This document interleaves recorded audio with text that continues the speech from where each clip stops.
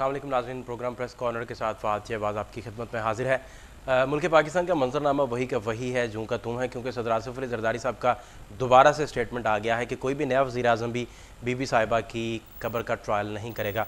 आज बीबी साहिबा की जन्मदिन भी है, 59वीं सालगिरह भी है, और ज़ियाले जितने भी हैं पाकिस्तान पीपल्स पार्टी से वाबस्ता जितने भी लोग हैं, खून का अतिया देकर और बड़ी सादगी से मनाने का उनकी तरफ से ऐलान भी किया गया है। जमहूरियत की डेफिनेशंस को अगर देखा जाए तो इत्तेहादियों का बड़ा अहम रोल होता है, और जहां हुकूमत डंडी मारती है या तजावुज़ करती है या अदलिया के फैसले नहीं मानती, तो वहाँ इत्तेहादी जो हैं वो सारे उसको कॉर्नर कर देते हैं या साइड पे लगा देते हैं। लेकिन यहाँ उल्टी गंगा बहती है। कल के प्रोग्राम में मुगिसुद्दीन शेख साहब हमारे साथ मौजूद थे, तो उनका कहना था कि मौलाना फजलुर रहमान जो हैं वो कभी घाटे का सौदा नहीं करेंगे, और हालात जो हैं वो भी उसी तरफ जा रहे हैं। कल भी उन्होंने कहा था और आज भी आप उनसे बात करेंगे कि इस मामले में उनका आज क्या कहना है। डॉक्टर मुगिसुद्दीन शेख साहब ने हमें ज्वाइन किया है, सीनियर दानिश्वर हैं, एनालिस्ट हैं, उनसे बात करेंगे। और साथ में असल प्रॉब्लम ये है कि बलूचिस्तान के इशू जूँ के तूँ हैं, और कल सुप्रीम कोर्ट की जानिब से दोबारा कहा गया है कि एफसी जो है वो शहरियों को लापता करती है, ज़िम्मेदार इदारे जो हैं उनके खिलाफ मुकदमात दर्ज करवाए जाएँ। सुप्रीम कोर्ट का अबूरी हुक्म जो है उस पर भी बात आज करेंगे कि कितनी इफ़ेक्टिव रहेगी अदलिया इस मामले को ठीक करने में, क्योंकि अदलिया के मुकाबले में वो वाली कुव्वतें हैं जो मुक्तदर हैं और जो स्टेट विद इन स्टेट हैं, और स्टेट विद इन स्टेट के साथ जब अदलिया जो है उनको सीधी होगी और उनको हुक्म मानना पड़ेगा, तो हालात किस तरफ जाएंगे। क्योंकि इस मुल्क पर कितनी देर जर्नैलों ने रूल किया वो भी सबसे छुपा हुआ नहीं है। सबसे पहले तो हम बात करते हैं कमाल असफर साहब से, हमें ज्वाइन किया है, ब्यूरो चीफ इस्लामाबाद है। जी अस्सलाम वालेकुम कमाल साहब। जी वालेकुम अस्सलाम। जी कमाल साहब, जरदारी साहब की जानिब से वाज़े बयान आ गया है दोबारा से, कोई भी नया वज़ीर आज़म बीबी मोहतरमा की कब्र का ट्रायल नहीं करेगा, ना होने देगा। तो ये मामला किस तरफ जाएंगे? देखें जी, पाकिस्तान पीपल्स पार्टी जो अपना उसका एक मौक़िफ़ चला रहा था और जिसकी वजह से सैयद यूसुफ रज़ा गिलानी को वज़ारत उज़्मा और रुकने कौमी असम्बली की जो नशस्त है उससे भी हाथ होना पड़े, उस पर अब भी कायम है। और अभी जो 2 रोज़ कबल जो एक इजलास हुआ था ऐवान सदर में सदर आसिफ अली ज़रदारी की तरफ से, उसमें भी जो सी के अरकान थे पाकिस्तान पीपल्स पार्टी के, उन्होंने सदर आसिफ अली ज़रदारी को जहाँ पे ये मैंडेट दिया कि वो नए कायदे अवान और वज़ीर आज़म का इंतखाब करें, वहीं पे उन्हें ये भी मैंडेट दिया था कि किसी भी तौर पर जो नए वज़ीर आज़म हो वो भी उसी मौक़िफ़ पर कायम रहे। और जो सुप्रीम कोर्ट के हवाले से आइन की जो आर्टिकल है 48 और जो 63 के तहत जो मामला हुए थे और जिस तरीके से एक इस्तिस्ना का जो मामला था जिस पर पाकिस्तान पीपल्स पार्टी कायम चली आ रही थी, तो उनका भी ख्याल है कि जो पाकिस्तान पीपल्स पार्टी का जो नया वज़ीर आज़म है वो भी उसी मौक़िफ़ पर कायम रहे और जो इस्तिस्ना का मामला है उसी तरीके से बरकरार रहे। तो इसी के तहत जो है ये जो सदर आसिफ अली ज़रदारी है उनकी तरफ से ये स्टेटमेंट आई है, ये बयान आया है। अच्छा, दूसरा ये बताइएगा कि क्या इस तरह नहीं हो सकता किसी तरीके से कि इंतखाबात कल पार्लियामेंट में हो, चुनाव हो, तो महताब अब्बासी साहब किसी सूरत जीत जाएं और नून लीग विन कर जाए, इत्तेहादी जमातें जो हैं वो शिफ्ट कर जाएं, पैराडाइम शिफ्ट हो जाए, और फिर महताब अब्बासी साहब खत भी लिख दें, मामला भी ठीक हो जाए? क्या ऐसी पॉसिबिलिटी है कोई? आप क्या समझते हैं कि सरदार महताब अब्बासी को इन्होंने पाकिस्तान मुस्लिम लीग नून के सदर है मियां मोहम्मद नवाज शरीफ उन्होंने वज़ारत उज़्मा देने के लिए नामजद किया है? तो देखें, ये तो जो हार की बाजी है वो उसमें उसको इसलिए ताकि अनअपोज ना आए और उन पर एक इल्ज़ाम ना आए कि पाकिस्तान पीपल्स पार्टी जो है वो सपोर्ट कर रही है किसी भी तौर पर, यानी पाकिस्तान मुस्लिम लीग सपोर्ट कर रही है पाकिस्तान पीपल्स पार्टी के वज़ीर आज़म को और अनअपोज जो है उनको इलेक्ट करा रही है। उस इल्ज़ाम से बरी होने के लिए और एक फ्रेंडली अपोजिशन का जिन पर इल्ज़ाम लगता चला रहा है माजी में, उससे बचने के लिए सरदार महताब अब्बासी को इन्होंने उम्मीदवार नामजद किया है। लेकिन कोई सीरियस जो एफर्ट है उनको जिताने के लिए या उनको वोट जिस तरीके से देखिए छांगा मांगा, आपको याद होगा 88 में जब मोहतरमा बेनज़ीर भुट्टो शहीद साहब की जो हुकूमत थी उस वक्त छांगा मांगा सजाया गया और मुजफ्फराबाद में और मरी में जो है अरकान कौमी असम्बली को ले जाया जाता रहा, और पहली बार फाटा के अरकान असम्बली भी उस दौर में मियां मोहम्मद नवाज शरीफ ने वज़ीर आला पंजाब की हैसियत से खरीदे थे। तो इस बार तो सरदार महताब अब्बासी के लिए कभी भी पाकिस्तान मुस्लिम लीग नून वो इस तरीके से कोई, यानी देखें आज का आज़ादी नामजदगी का दिन है और कल इस पर पोलिंग होनी है और कल इंतखाब होना है, नए वज़ीर आज़म का इंतखाब होना है। तो पाकिस्तान जो मुस्लिम लीग नून है वो किसी भी तौर पर संजीदा नहीं है कि वो सरदार महताब अब्बासी ज्यादा वोट लें। अच्छा कमाल साहब, कमाल साहब फजलुर रहमान साहब कहाँ खड़े हैं?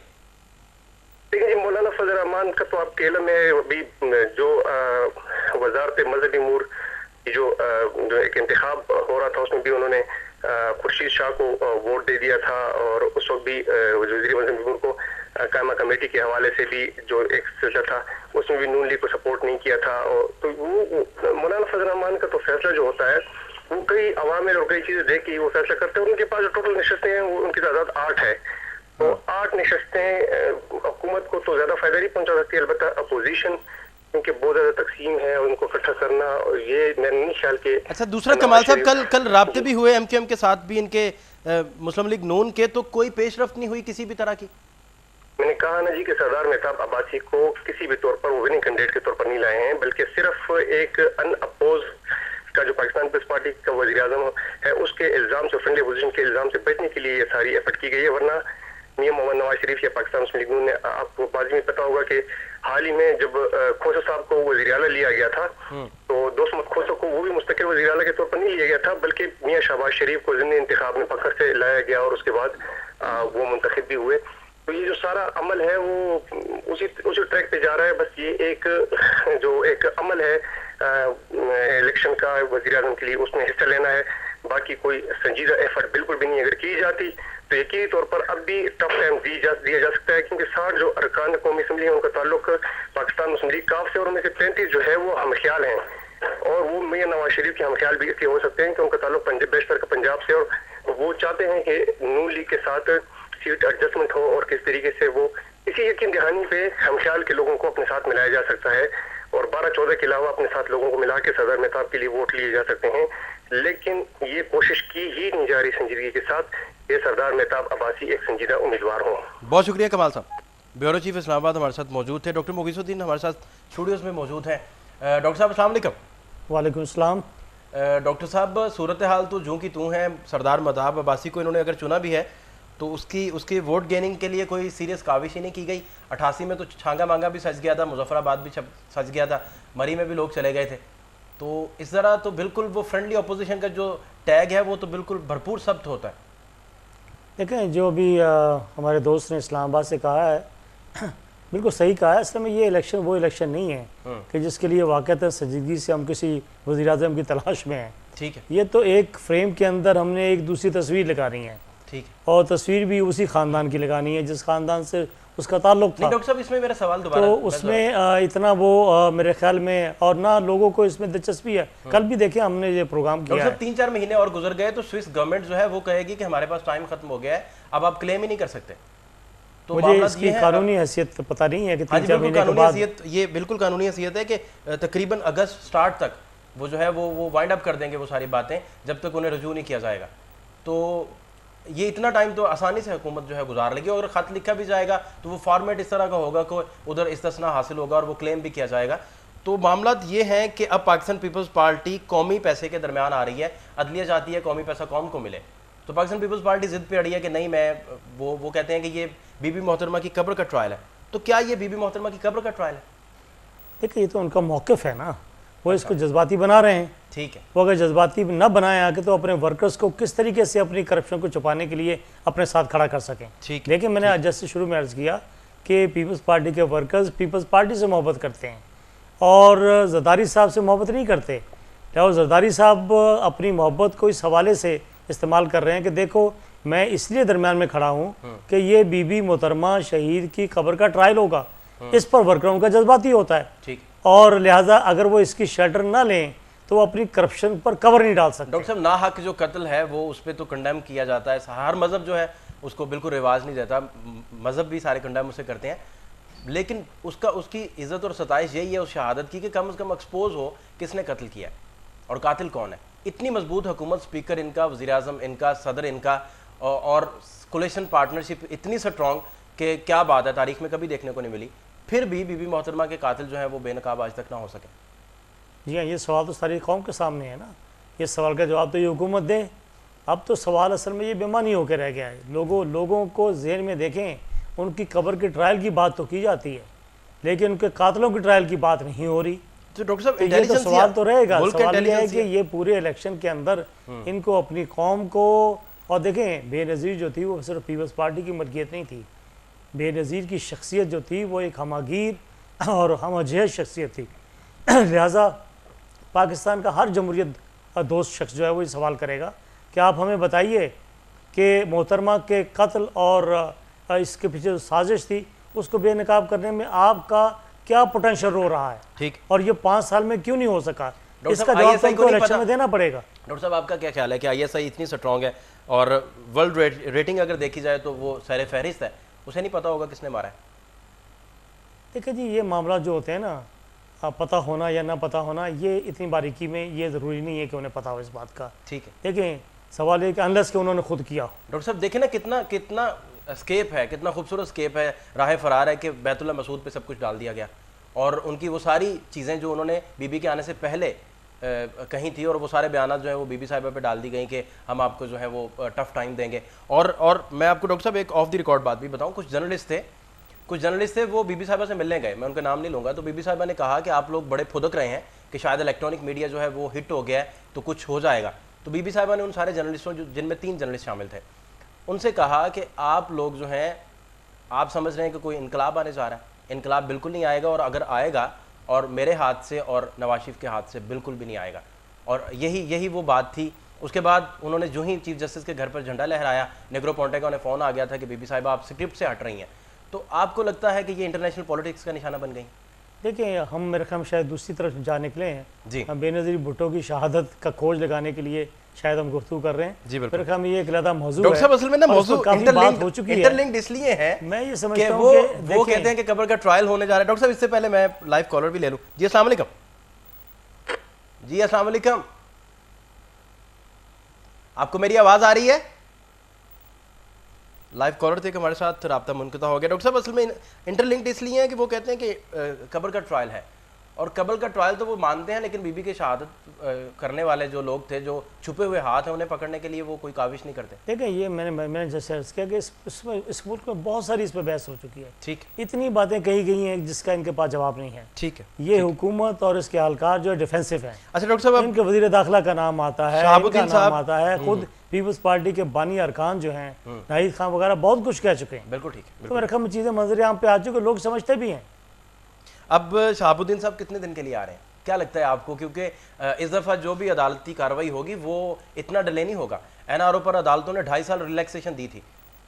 अब कितने दिन के लिए ये वज़ीर-ए-आज़म आ रहे हैं? और बजट में आपको पता है कि बजट में अनाउंस हो चुका है कि जो भी वज़ीर-ए-आज़म होगा ताहयात उसे मरात मिलेंगी, तो जितने वज़ीर-ए-आज़म होंगे उतना बजट पे बोझ भी बनेगा। मुझे लगता है फाज साहब को मुझे इल्म नजूम भी के बारे में भी दस्तरस हासिल करना होगी कि ये कितने दिनों तक रहेंगे।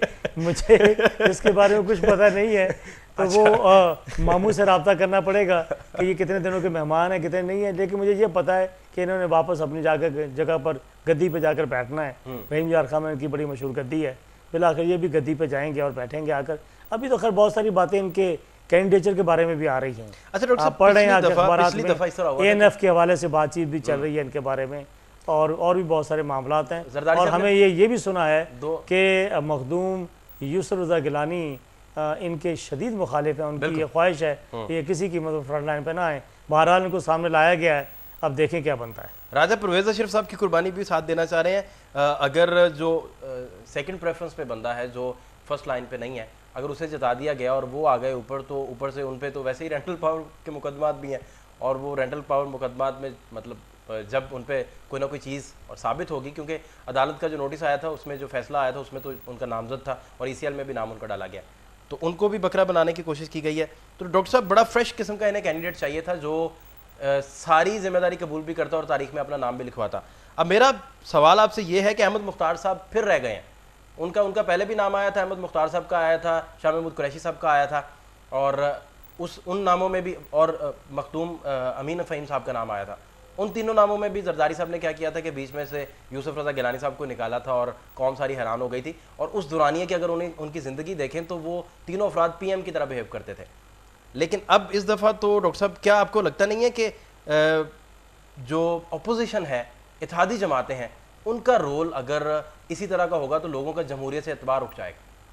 देखिए, एक बात तो ज़रा हमें समझ लेनी चाहिए कि एक शख्स जिसका नाम जरदारी है और जो सदर पाकिस्तान है, वो कार्ड्स प्ले करने में कभी गलती नहीं करते और बड़ी वो कैलकुलेटेड गेम करते हैं आकर और उसमें वो बड़े कामयाब रहते हैं। उन्हें ये मलिका हासिल है कि इत्तेहादियों को कैसे साथ लेके चलना है, उनको ठंडा कैसे रखना है, डॉक्टर साहब उनको आपको साथ नहीं लेके लगता कैसे चलना है। देखिए साथ साथ ये कि वो जिस बंदे का इंतखाब कर रहे हैं वो सोच समझ के करें, उनको पता है कि आने वाले हालात कैसे होने, वो बंदा उनकी पॉकेट में है या नहीं है, पीपल्स पार्टी के स्टैंड पर वो कितना कायम रहेगा, ये सारी उन्होंने इख्तियारात हासिल करवा लिए हैं। अपने पीपल्स पार्टी की जो पार्लिमानी ग्रुप है उससे उन्होंने ये पावर हासिल की है और उन्होंने ये उनको मैंडेट दे दिया है। अब वो इसका फैसला कर रहे हैं और मेरे ख्याल में अपनी पार्टी के और अपने नुक्ता नज़र के हवाले से वो बड़ा सही फैसला करते हैं और उसमें कभी गलती नहीं खा सकते और पार्टी उन पर एतमाद कर रही है। डॉक्टर साहब आपको नहीं लगता कि जरदारी साहब ने जिस मामले में भी कोई स्टैंड लिया है बुरे तरीके से एक्सपोज हुए हैं, उन्होंने कहा कि अदलिया बहाल नहीं करनी, उसमें उन्हें एक्सपोज होना पड़ा, रेंटल पावर में हुकूमत एक्सपोज हुई, हज करप्शन में हुकूमत एक्सपोज हुई और अब कहा जाता है कि उनका मशीर दाखिला जो एक्स मशीर दाखिला है रहमान मलिक साहब, वो मिल के अरसलान की वीडियोस बनाते रहे हैं, तो फिर भी कुरा जाके जो जरदारी साहब के दरवाजे आगे निकलता है वो भी एक्सपोज हुए बुरे तरीके से। डॉक्टर साहब मेरा पूछने का सवाल फ़कत इतना है कि वो इतने अच्छे कार्ड्स नहीं खेलते, इत्तेहादी जितने हैं वो सारे के सारे करप्ट हैं, वो नहीं चाहते कि मुल्क आगे चले, मुल्क में असूल हो, जमहूरियत के कोई रूल हों। देखें इसका फिर हल ये है कि जो लोग इन इत्तेहादियों के वोटर्स हैं मैं उनसे मुखातिब हूँ, ANP और MQM और काफ लीग जो अब इत्तेहादी बनी है, ठीक, इनको जिन लोगों ने वोट देकर असेंबली में भेजा है वो इनसे सवाल करें कि क्या उन्होंने इनको इस काम के लिए भेजा था असेंबली के अंदर, क्या इस काम के लिए भेजा था कि वो अपने मफादात के लिए खामोश रहें और एक ऐसे बंदे का साथ दें जिसने इस मुल्क को इस हालत में जाकर खड़ा कर दिया है। तो ये सवाल तो असल में मैंने कल भी अर्ज़ किया था कि अवाम और वोटर अपने आप को बरी ज़िम्मा करार नहीं दे सकते। ठीक, हम इस सारे गुनाह में बराबर के शरीक हैं और हमें ये तस्लीम करना पड़ेगा। ठीक ठीक। लाइव कॉलर भी एक हमारे साथ मौजूद है। जी अस्सलाम वालेकुम। जी वालेकुम अस्सलाम जनाब। जी साहब कौन सा बात कर रहे हैं? जमशेद इकबाल बात कर रहा हूँ जी, गुजरांवाला से। जी जमशेद साहब फरमाइए। जी मैं जो डॉक्टर साहब बात कर रहे हैं, मैं भी रात को भी मैंने खालिद साहब से के प्रोग्राम में ये बात की थी कि चौधरी शुजा साहब का एक बयान चल रहा था कि इस मुश्किल वक्त में पीपल्स पार्टी का साथ देंगे। अच्छा, तो मैंने रात को भी खालिद साहब से भी कहा था कि अगर मेरी पाकिस्तानी होने के नाते चौधरी शुजा साहब बात सुन रहे हैं तो खुदा के लिए इस मुश्किल वक्त में पीपल पार्टी का साथ ना दें, पाकिस्तानी अवाम का साथ दें। पीपल पार्टी ने तो खुद अपने पाँव को कुल्हाड़े मारे हैं, कुल्हाड़ियां भी नहीं मारी। ठीक है। तो जितनी पाकिस्तान की अवाम की ये बर्बादी होगी ये सिर्फ तो शुजा साहब के फैसले की वजह से होगी। अगर आबादी भी होगी तो उनके फैसले की वजह से होगी, अगर बर्बादी भी होगी तो उनकी वजह से होगी, क्योंकि उनके सहारे वो खड़ी है। पीपल पार्टी हुकूमत नहीं बना सकती। ठीक, जो शुजा हुकूमत बना रहे हैं, ठीक है, वज़ीर आज़म बेशक पीपल पार्टी का होगा लेकिन उसमें किरदार 97% तो शुजा का होगा। अगर वो पाकिस्तान की अवाम के हक में फैसला करें। बहुत शुक्रिया जमशेद साहब। डॉक्टर साहब बहुत सारे लोगों का ख्याल है जो अवाम है कि इत्तेहादी जो है वो पाकिस्तान का साथ दें तो पाकिस्तान के लिए भला भी हो सकता है। इन्होंने बड़ी अच्छी बात की। देखें ना, इन्हें एक पाकिस्तानी के तौर पर उन्होंने कहा जी आप किसी बंदे का या किसी पार्टी का साथ दे रहे हैं, पाकिस्तान का साथ दें। यही बात मैं अगले जुमले में कहने वाला था कि असल में कि वो लोग जिन्होंने इनको वोट दिए वो इनका घेराव करें कि हुजूर आप किधर जा रहे हैं, यू आर रिस्पॉन्सिबल कि ये पार्टी जो है जो इस मुल्क को तबाही के दहाने पर लेके जा रही है आपकी वजह से लेके जा रही है। आप अगर इनसे हट जाएं और कहें कि जी इस गुनाह के अंदर तुम्हारे साथ शरीक नहीं है तो कम से कम ये पीपल्स पार्टी किस तरीके से अपनी मेजॉरिटी जो है वो डिमॉन्स्ट्रेट कर सकती है। अच्छा डॉक्टर साहब, पीपल्स पार्टी की मेजॉरिटी इस सूरत में डिमॉन्स्ट्रेट होती है कि जब MQM और ANP और काफ लीग इनमें से दो पार्टियां पीछे हट जाएं, पीपल्स पार्टी जो है वो रिक्वायर्ड नंबर्स डिमॉन्स्ट्रेट नहीं कर सकती और उसके नतीजे में क्या होगा, इस असेंबली डिसॉल्व करनी पड़ेगी और बुरी हुकूमत के क़याम के कभी इम्कान पैदा हो सकते हैं। ठीक। अच्छा डॉक्टर साहब, एक सल्तनत थी तो उसमें ये रवाज तय पा गया कि मुजस्मा साजी की जाए और वो मुजस्मे नस्ब किए जाएँ ताकि तारीख याद रखी जाए। आवाम का जो है हाफिज़ा बड़ा कमज़ोर होता है, तो इस तरह किया गया कि एक उनका पहले दोस्त था फिर बागी हो चुका था और उस मुल्क के लिए लड़ते उसकी टांग शहीद हुई थी। तो मुजस्मा साजी जब की गई तो उन्होंने कहा कि इसकी टांग तो इस मुल्क के लिए कम से कम शहीद हुई थी, तो उसकी टांग का मुजस्मा लगाया गया। लेकिन डॉक्टर साहब इधर मामला ये है कि हाफिज़ा इतना कमज़ोर है कि ठीक 5-7 साल बाद आपको revival of Pakistan people's party नज़र आएगा और 2/3 मेजोरिटी से बिलावल साहब बैठे बराजमान नज़र आएंगे। इतना कुंद जहन कौम का जो उस पर फिर उसी तरह के हुक्मरान मुसल्लत होंगे।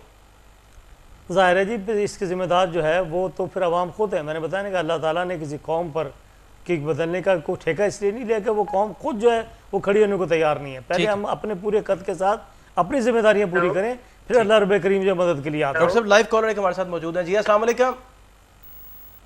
जी अस्सलाम वालेकुम। वालेकुम सलाम। जी जी फरमाइए। जी मुझे डॉक्टर साहब से बात करनी है। जी जी फरमाइए, वो सुन रहे हैं। ये जो प्रेगनेंसी होती है। जी आपको बताते चलें कि डॉक्टर मुगीसुद्दीन शेख हमारे साथ मौजूद हैं और बात आज कर रहे हैं हम बलूचिस्तान की इशू पे भी डॉक्टर साहब आपसे बात करेंगे। और नया वज़ीर आज़म जो है मखदूम शहाबुद्दीन, तो अगर नामजद होंगे और इत्तेहादियों की अगर सपोर्ट भी हासिल है तो वो बन जाएंगे। अब फैसला ये करना है पाकिस्तान पीपल्स पार्टी को कि कितने वज़ीर आज़म वो कुर्बान करेंगे और जमहूरी अमल के रास्ते में वो रुकावट जो है वो पैदा करते रहेंगे। और साथ साथ ये भी है कि इससे कौन सा एक नया आइनी बहरान जो है वो जन्म लेगा। डॉक्टर साहब आपको नहीं लगता कि हुकूमत बहुत जल्द जो है वो इलेक्शन कॉल कर देगी? देखिए मुझे नहीं लगता, इक़्तिदार का नशा बहुत बुरा नशा होता है। ठीक है, इस पर बैठ जाए आके तो बैठने वाले को पता है इसका नशा क्या है। ठीक, अगर ये इतने ही इस मामले में जनरस होते तो ये बहुत पहले, इससे पहले ये अनाउंसमेंट कर चुके होते, ये 26 अप्रैल को भी स्टेप डाउन कर चुके होते। ऐसी बात नहीं है। असल में इनके गुनाह इतने हैं, ये समझते हैं कि इनके गुनाहों के तहफ़्फ़ुज़ के लिए सिर्फ एक ही रास्ता है कि अपने इक़्तिदार को प्रोलॉन्ग करके ज़्यादा से ज़्यादा क़ुव्वत हासिल की जाए, वसाइल हासिल किए जाएँ और अपने करप्शन को प्रोटेक्ट करने के लिए टाइम लिया जाए। ठीक है, वो टाइम ले रहे हैं। अभी देखें कि आज ही की सुर्खी है और आप सुबह अभी मेरे साथ गुफ्तगू भी कर रहे थे जी जी कि ये कितना ख़तरनाक ट्रेंड है कि ये कहा गया है कि खबर का ट्रायल नहीं होने देंगे, एक बात। दूसरी बात ये कही गई है कि पार्लियामेंट के अंदर अदालती फैसले पर बहस करवाएंगे। मैं ये समझता हूँ कि पाकिस्तान की तारीख के अंदर ये बड़ा ही ख़तरनाक ट्रेंड होगा। और साथ में उन्होंने कहा मैं ये अर्ज़ करूँ कि देखें, अदालती फैसले पर कोई इल्मी गुफ्तगू कहीं ना कहीं हो जाती है, वो करना इस ये मुआशरा अफोर्ड कर सकता है। ठीक, वो लोग जो प्रोफेशनल्स हैं, कानूनी नुक्ते उठाते हैं, जिन्होंने सियासत करनी और तहफ़्फ़ुज़ात रखते हैं अपने कानूनी इल्मी कि जी लेकिन हम फैसला मानते हैं, लेकिन हमारे ये तहफ़्फ़ुज़ात हैं कि अगर ऐसा होता तो बेहतर होता। Fine, good point. लेकिन जब पार्लियामेंट के अंदर वहाँ फाटा, वाना, लाहौर, काना काचा, झांगा मांगा के हर तरह के मेंबरान जिन्होंने कानून पढ़ा या नहीं पढ़ा, उस पर खड़े होकर वो सियासी तकरीर करेंगे, तो इसका मतलब ये है कि आप सुप्रीम कोर्ट के फैसले को पोलिटिसाइज कर रहे हैं। और मैं कल भी, आपको याद होगा फाज साहब, जी जी, मैंने ये बात कही थी, एक न्यूट्रल तज्जिया निगार की हैसियत से कि देखें कि पीपल्स पार्टी के अलावा PTI और नवाज लीग के कारकुनों से मैंने कहा था कि देखें प्लीज़ आप ये भंगड़े डालकर इस फैसले को जो है पोलिटिसाइज ना करें, इसके रिएक्शन में कई दूसरे लोग ना खड़े हो जाएं। और हम ये काम कर रहे हैं। और जरदारी साहब पार्लियामेंट में अगर इसको लेके आएंगे, बहस करवाएंगे, इसका मतलब ये है कि आप सुप्रीम कोर्ट को जो की नाक रगड़ाई करना चाहते हैं। ठीक, इतना बड़ा इदारा जिसका तकद्दुस जो है वो करना, तकद्दुस की बहाली के लिए हमने मारें खाई हैं, जदोजहद की है, आप उसको गली गली मोहल्ले में घसीटना चाहते हैं। पार्लियामेंट के अंदर हर तरह के लोग मौजूद हैं, नाबलद लोग भी मौजूद हैं। मैं समझता हूँ it will be disaster, it will be catastrophe. ये तबाही का रास्ता होगा कि आप सुप्रीम कोर्ट के फैसले की बारीकियों को पार्लियामेंट के, जो कि पार्लियामेंट के ये काम नहीं है कि वो कानून की तशरीह करे। पार्लियामेंट ने खुद आइन के जरिए ये तय किया है, ये पार्लियामेंट ने तय किया है, पार्लियामेंट के बनाए हुए कॉन्स्टिट्यूशन में ये तय हुआ है कि आइन की तशरीह का हक जो है वो सुप्रीम कोर्ट को है। तो सुप्रीम कोर्ट का ये दायरा कार है, ये पार्लियामान का दायरा कार नहीं है। ठीक है, ठीक है। अच्छा डॉक्टर साहब, अब दूसरा बलूचिस्तान का मामला, FC जो है लोगों को लापता कर रही है, जिम्मेदार अफराद के खिलाफ मुकदमात भी दर्ज करवाएंगे। सुप्रीम कोर्ट का अबूरी हुक्म आ गया, हुक्म उन्होंने दे दिया, अबूरी हुक्म, जिसमें ये तस्दीक की है इस बात की कि FC जो है वो लोगों को लाजमी उठाती है। डॉक्टर साहब, FC जो है उसे मुल्क दुश्मन इस तरह की कार्रवाइयाँ करने से क्या मिलता होगा, नंबर एक सवाल। दूसरा ये बताइएगा कि इस तरह बलोच जितनी भी अलहदगी पसंद तहरीकें हैं, उनके जज्बात ज़्यादा मुश्तल नहीं होंगे, और वो जिस जगह पॉइंट ऑफ नो रिटर्न पे वो पहुंच चुके हैं, वहाँ के जितने भी हालात हैं, जो ताज़ा तरीन अपडेट्स आती हैं, और डेली 5 से 7 लोग जो हैं वो टारगेट किल होते हैं, वहाँ लोग उठाए भी जाते हैं। सुप्रीम कोर्ट के ऑर्डर्स लेने के बावजूद, सुप्रीम कोर्ट रजिस्ट्री के वहाँ बैठने के बावजूद डेली बेसिस पे लोग जो है उठाए जाते हैं। तो सिंसियर कोई एफर्ट जो है वो हुक्मरानों की तरफ से नहीं की गई। तो इसका जो सारे का सारा नुकसान है किसे हो रहा है? देखिए, यहाँ पर 3 बातें आपने कह दी हैं और तीनों चीज़ें बड़ी क्लियर हो गई हैं आपके कहने से कि यहाँ पर कुछ संजीदा कोशिश नहीं की गई। ये कोशिश किसने करनी थी? ये सियासतदानों ने करनी थी, ये हुकूमत ने करनी थी, लिहाजा वो इसकी जिम्मेदारी शेयर करें, नंबर 1। नंबर 2, अदालत की जिम्मेदारी। अदालत सिर्फ कानून देखती है, अदालत तो लॉ के मुताबिक देखती है कि जी कि ये चीज़ एस्टैब्लिश हो गई कि FC के लोग उठा रहे हैं, जिसको वो अप्रिशिएट नहीं कर सकते, और उसके मुताबिक अकॉर्डिंग टू लॉ उन्होंने उसको डील करना है। 2 बातें। तीसरी बात आपने पहले सवाल के हिस्से में ये खुद फरमाई और मैं इसकी तारीफ करता हूँ कि ज़रा थोड़ा सा तज्जिया करके देखें कि एफसी के लोगों को क्या फ़ायदा है अगर वो उठाते हैं। ठीक है। मीडिया भी हमारा बड़ा ज़ालिम है। एक नेशनल मूड जब बनता है तो सारे के सारे लोग जो हैं वो उसी तरफ चल पड़ते हैं। ठीक। मुझे ये बताइए कि अगर उस इलाके के अंदर इंटरनेशनल एजेंसियां जो इतनी काम कर रही हैं, उनकी बहुत मुख्तलिफ नौइयत की राह की एजेंसी के अलावा भी बेशुमार एजेंसियां काम कर रही हैं, अगर वहाँ 5, 10, 20, 30, 40, 50, 100 अफराद उनके लिए काम कर रहे हों, ठीक, और उनके पास इसके सबूत हों, ठीक, पाकिस्तान की के अंदर तखरीब कारी के, तो वो उठाएं ना तो क्या करें। ठीक है। दूसरी बात यह है कि एक मसला और भी है कि जब वो उठा के ले जाते हैं, उनके लिए उस दहशतगर्दों की के सामने खड़ा होने के लिए कोई गवाही भी नहीं मिलती है। तो अदालत, कानून तो गवाही देखता है। ठीक। कानून अपनी जगह सच्चा है, ये अपनी जगह सच्चे होते आपके कहने का हैं। ये जब ये मतलब है? उठाते हैं आकर, देखें एफसी को क्या पड़ी हुई है, उठाने के बाद वो फौज को गालियां पड़वाएं, एफसी को गालियां पड़वाएं, लेकिन वो ये समझते हैं कि एक मुल्क के खिलाफ कोई मामला हो रहे हैं। ये सबक बनाया दिया जाए आकर कि जो भी बंदा गैर मुल्कियों के लिए काम करता है या उनके इशारे पे काम करता है या उनके पैसे पे काम करता है, उसका हम ये असर करते हैं, हम इसको अप्रिशिएट नहीं कर रहे हैं। ठीक। अदालत ये कहती है आप इन्हें पकड़ें, इनका ट्रायल करें। सर ये ट्रायल जब होने लगते हैं ना तो साल ट्रायलों में गुजर जाते हैं, गुजरने के बाद कोई गवाह नहीं आता, फिर ये लोग बरी हो जाते हैं।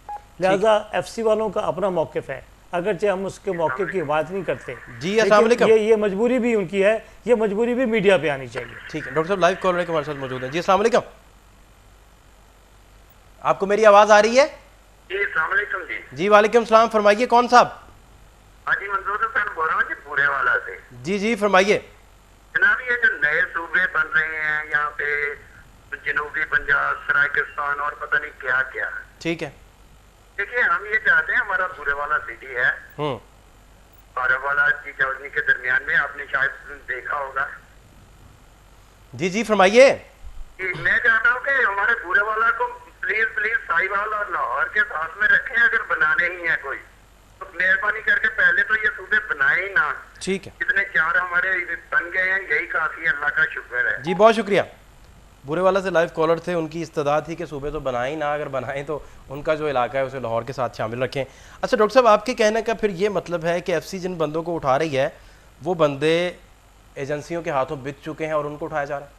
जी हाँ, ज़ाहिर है एफसी वालों की तो कोई ज़ाती दुश्मनी नहीं है उनके साथ। नहीं डॉक्टर साहब, इस तरह नहीं है। हालात जो हैं उसके, ये एक जाविया हो सकता है जो आपने बताया, ये एक डायमेंशन ज़रूर हो सकती है। एफसी उस बंदे को भी उठाती है जो कौमी तराना नहीं पढ़ता, एफसी उस बंदे को भी उठाती है जो कहता है कि मुझे पाकिस्तान से नफरत है, और वो नफरत क्यों है उसका सोल्यूशन ढूंढने की बजाय एफसी उसे, अच्छा एफसी उस बंदे को भी उठाती है जो पाकिस्तान जिंदाबाद का नारा नहीं लगाता। मतलब डॉक्टर साहब, हुब्बुल वतनी के लिए नारा लगाना जरूरी समझा जाता है और वही क्राइटेरिया समझा जाता है। मैं आपसे डॉक्टर साहब पूछूं, अगर जरा आपने बात कर लिया, देखें बात यह है कि मैंने ये कहा कि एक नुक्ता नज़र ये भी है। जी बिल्कुल बिल्कुल, और जो कि उनकी मजबूरी है। बिल्कुल ठीक। देखिए आप किसी पुलिस के सिपाही से दानिशमंदाना और दानिशवराना तज्जिए की तवक्को ना करें। डॉक्टर साहब यही वो जब आता है, ये एग्जैक्ट जब वो किसी एक्शन पे आता है तो वो ये नहीं देखता, उसको तो एक एक्शन कहा जाता है, वो समझता है और उसके मुताबिक वो इंटरप्रेट करता है और एक्शन करता है। सवाल यह है कि ये नुक्ता नज़र भी मैंने बताया कि मीडिया में नहीं आया, बिल्कुल ठीक। उनका वर्शन भी आना चाहिए। बाकी ये बात कि जी जाहिर है वो किसको चुने किसको ना चुने, ये एक लंबा इन्वेस्टिगेशन। अच्छा डॉक्टर साहब, एक बात और मुझे एक बात छोटी सी बताइए कि इंटेलिजेंसिया काम करता है बड़ा सुपर तरीके से, टेक्नोलॉजी का दौर भी है। इंटेलिजेंस वाले, एफसी वाले किसी को अगर उठाते हैं तो कैसे मुमकिन है कोई सबूत ना मिले, और अगर वो सबूत के बिना उठा रहे हैं तो वो कैसे उठा रहे हैं? डॉक्टर साहब, शुबे के शक में उठा के बंदा मार देना, मज़हबशुदा लाश मिलनी, ये कहाँ का तुक बनता है? सबूत होना और चीज़ होती है, गवाह लाना और चीज़ होती है। ठीक है, सबूत उनके पास होते हैं, इन्फॉर्मेशन होती है। नहीं डॉक्टर साहब, सबूत होते हैं, लेकिन जब आप किसी किसी को जब ट्रायल करने आते हैं तो आप उसके लिए विटनेस लेके आने पड़ते हैं। ठीक है, विटनेस के लिए कोई इतनी आसानी के साथ उसकी अवेलेबिलिटी नहीं होती। I am not defending it, लेकिन मैं बता रहा हूँ बहुत सारे केसेस में, यहाँ लाहौर शहर में नहीं लोग कहते कि वो दहशतगर्द जो पकड़े गए थे, ठीक है, अदालतों ने उनको रिहा कर दिया। ठीक है, और मजबूरी थी, अदालतों के पास कोई शहादत नहीं थी। ठीक, अदालत क्या करती है? अदालत तो देखिए कानून जो है वो इस मामले में बेलिहाज होता है, कानून नहीं देखता कि ये दहशतगर्द है या नहीं है, ये इसके चेहरे पे क्या है, वो तो देखता है आप सबूत लाएं, आप शहादतें लाएं। लिहाजा ये इसका हल क्या है? इसका हल ये देखें कि सियासतदान अपनी जिम्मेदारी पूरी करते, ठीक है, वो सियासी तौर पर आगे बढ़ते हैं ना। जैसे मैंने शुरू में अर्ज़ किया कि कि सियासतदानों ने अपना किरदार अदा नहीं किया, नंबर 1। ठीक है, ये लोग मिस हैंडलिंग कर रहे हैं एफसी वाले, ठीक है, इनसे आप तो ना करें, ये कोई काबिल अमल ऐसी चीज़ करेंगे जिसके अंदर सियासी हिकमत अमली होगी। ये सियासत के ताबे होते हैं, ये सियासतदान जो हुक्मरान इस वक्त यहाँ पर हुकूमत चला रहे हैं, ये इदारे इनके ताबे हैं। ठीक है, तो ये इनको अपने नीचे चलाने वाले इदारों को कंट्रोल करना चाहिए। एक बात, अदालत अपनी जगह खड़ी है, अदालत ने तो ये देखना कि भाई सबूत लाएं आप बगैर किसी सबूत के किसी को बंदे को पकड़कर किस तरीके से ले जा सकते हैं। और फिर ये कि उनके ज़ख्मों पर मरहम रखने की भी कोशिश नहीं की गई। ठीक है, आप उनकी फैमिलीज बाहर फिर रही हैं आकर और उनको रिलीफ नहीं मिल रहा, तो ज़ाहिर है वहाँ पर टेंशन तो होगी। ठीक ठीक ठीक। डॉक्टर साहब, टाइम हमारे पास वक्त ख़त्म हो गया। नाज़रीन, आपको बताते चलें कि अगला वज़ीर-ए-आज़म जो भी होगा, ख़त तो वो नहीं लिखेगा, और अगर ख़त नहीं लिखेगा तो फिर ये होगा कि एक नया बहरान जन्म लेगा, नई बहस जन्म लेगी। अदालत कहेगी उसकी तस्दीक की गई है, पार्लियामेंट कहेगी सुप्रीम वो है, और अदलिया की सुप्रीमेसी ज़ाहिरी बात है, अदलिया जहाँ भी है उसने अहकामात तो अपने सादर करने हैं अपनी हदूद में रहकर, और मीडिया वावेला करेगा कि ख़त क्यों नहीं लिखा जा रहा। और मुल्की मसाइल हल करने की बजाय, मईशत को बेहतर करने की बजाय, नेटो सप्लाई पे प्रॉपर निगोशिएट करने की बजाय, वार ऑफ टेरर से बाहर निकलने की बजाय, बलूचिस्तान के मसाइल प्रॉपर हल करने की बजाय, कराची के मसाइल सॉल्व करने की बजाय, बहस ये छिड़ जाएगी पूरे मुल्क में कि ख़त लिखा जाए या ना लिखा जाए, और अगर लिखा जाए तो किसकी कब्र का ट्रायल होगा, और अगर ना लिखा जाए तो कौन कौन बचेगा। ये फैसला करना है आवाम को और अपने वोट के ज़रिए करना है। आपसे मुलाकात होगी मंडे के रोज़, तब तक के लिए इजाज़त दीजिए इस दुआ के साथ कि इस कुंज से फूटेगी शफ़क़ रंगे हिना की। अल्लाह ने के बान।